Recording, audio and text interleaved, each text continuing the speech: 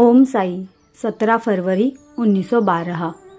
मैं प्रातः जल्दी उठा, प्रार्थना की और हमेशा की तरह उपासनी बापू साहेब जो कल्याण के कुंते शास्त्री और मोरेगांवकर के साथ पंचदशी के पाठ की संगत में सम्मिलित हुआ।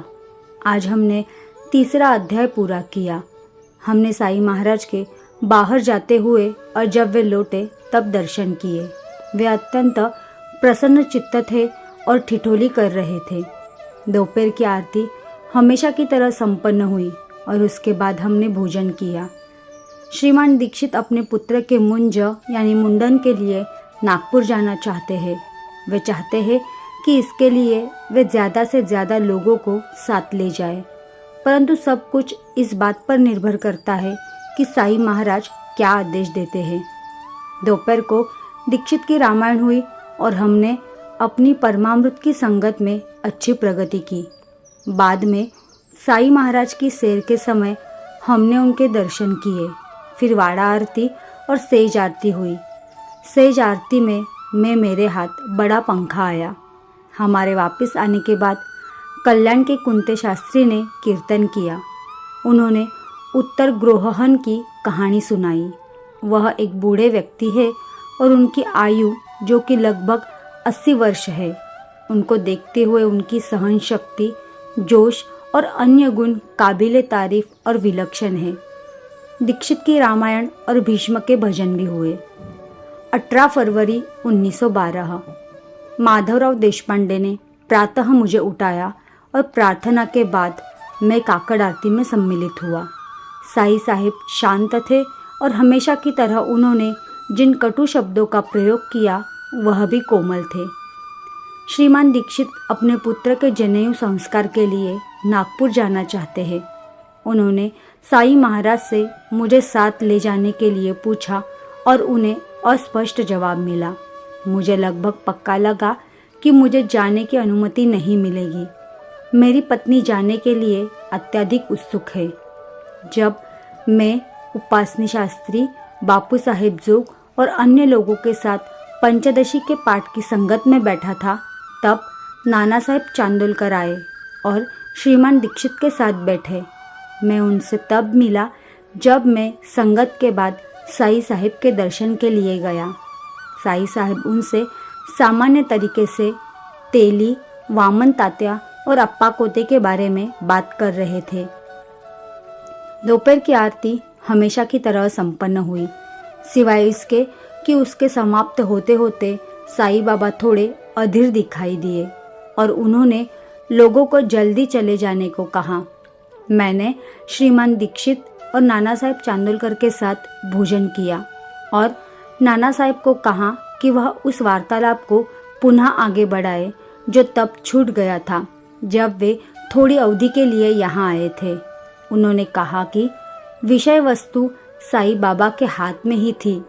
वह अपने साथ बनावटी उपवन एक बड़े चांद के साथ लाए हैं, वैसा ही जैसा विवाह के अवसर पर हमारे यहाँ होता है। उसका आदेश राधा कृष्ण बाई ने दिया था। मैं कुछ देर के लिए लेटा, फिर लगभग 4 बजे नाना साहेब चले गए और श्रीमान दीक्षित ने रामायण पढ़ी। बाद में हमने अपनी परमामृत के पाठ की संगत की और उसके बाद हम साईं साहिब की शाम के सैर के समय उनके दर्शन के लिए गए। चांद को रोशन कर दिया गया था और शानदार रोशनी फेंक रहा था। मेरी पत्नी ने अमरावती लौट जाने की प्रार्थना को पुनः दोहराया और हमेशा की तरह उन्हें साईं साहिब से अस्पष्ट जवाब मिला। वाड़ा आरती के बाद श्रीमान दीक्षित ने रामायण पढ़ी और भीष्म के भजन हुए। श्रीमान दीक्षित और माधवराव देशपांडे ने कल प्रातः जल्दी जाने की तैयारी करनी है, अतः हमने आज सब जल्दी समाप्त किया। 19 फरवरी 1912। श्रीमान दीक्षित, माधवराव देशपांडे, हीरालाल और अन्य लोग आज प्रातः चले गए। दीक्षित अपने पुत्र बाबू के मुझ संस्कार के लिए नागपुर गए। माधवराव देशपांडे ऐसे ही एक उत्सव के लिए हरदा में अपने एक मित्र के घर गए। प्रार्थना के बाद हमने पंचदशी के पाठ की संगत की। मोरेगांवकर ने कहा कि उनकी घड़ी और चेन गुम हो गए। वह सोने की होने के कारण कीमती थे। उन्होंने खोजने की कोशिश की पर वह बेकार रही। हमने साईं महाराज के बाहर जाते हुए और वापस लौटने पर दर्शन किए। दोपहर की आरती हमेशा की तरह संपन्न हुई, सिवाय इसके कि आज एक ही जगह 2 चंवर थे। बाला साहेब भाटे पूजा के लिए आए और आरती के लिए आज रुकना चाहते थे, लेकिन साईं बाबा ने उन्हें घर जाने को कहा। भोजन के बाद मैं थोड़ी देर लेटा और फिर हमने रोज के सदस्यों के साथ पंचदशी की संगत को आगे बढ़ाया। बाद में दादा केलकर, बाला शिंपी और अन्य लोग आए। हमने साईं महाराज के उनके शाम की सैर के समय दर्शन किए और उसके बाद वाड़ा आरती तथा सेज आरती में सम्मिलित हुए, जिनमें बनावटी उपमन और चांद का पहली बार प्रयोग किया गया था। वह बहुत लुभावने लग रहे थे और उनके कारण अच्छी भीड़ जमा हुई। ऐसा नहीं लगा कि साईं साहेब ने उन्हें नापसंद किया हो। मुझे लगता है कि चांद काफ़ी उपयोगी है। भीष्म ने आज रात भागवत और दासबोध के 10 समास पढ़े।